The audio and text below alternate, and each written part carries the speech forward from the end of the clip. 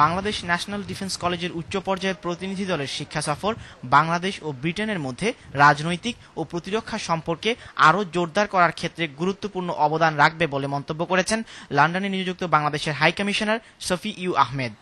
High commissioner সোমবার London হাইকমিশনে Bangladesh national defence কলেজের ২৪ সদস্যের প্রতিনিধি দলের প্রেস ব্রিফিং সেশনে এমন মন্তব্য করেন।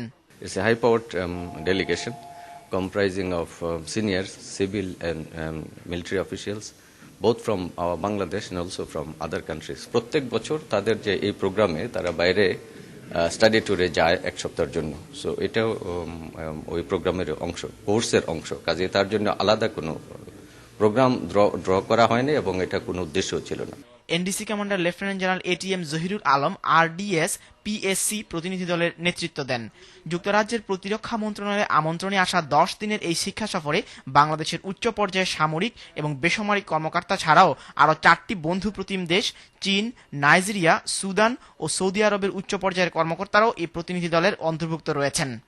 চলতি বছর এই ট্যুর ইন্দোনেশিয়া, সিঙ্গাপুর এবং জার্মানিতে অনুষ্ঠিত হচ্ছে বলেও জানিয়েছেন সংশ্লিষ্টরা। যুক্তরাজ্য সফরকালে প্রতিনিধি দলটি যুক্তরাজ্যের ministry of defence, royal defence academy, royal college of defence studies, New Scotland Yard, foreign ও Commonwealth office, royal united services institute DFID, Commonwealth সচিবালয়, বিভিন্ন সংস্থার মন্ত্রী এবং উচ্চ পর্যায়ের কর্মকর্তাদের সাথে সাক্ষাৎ করবেন। এছাড়াও তারা ব্রিটিশ স্থানীয় সরকার, প্রশাসন ও বাংলাদেশ ক্যাটার্স অ্যাসোসিয়েশনের কর্মকর্তাদের সাথেও মত বিনিময় করবেন। Tanvir Ahmed, channel S news, London.